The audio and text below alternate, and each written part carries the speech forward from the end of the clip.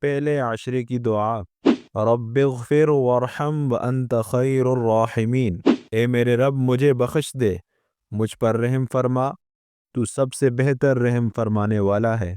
دوسرے عشرے کی دعا، استغفر اللہ ربی من کل ذنب واتوب الیہ، میں اللہ سے تمام گناہوں کی بخشش مانگتا ہوں جو میرا رب ہے اور اسی کی طرف رجوع کرتا ہوں۔ تیسرے عشرے کی دعا، اللہم اجرنی من النار، اے اللہ مجھے دوزخ سے محفوظ فرما۔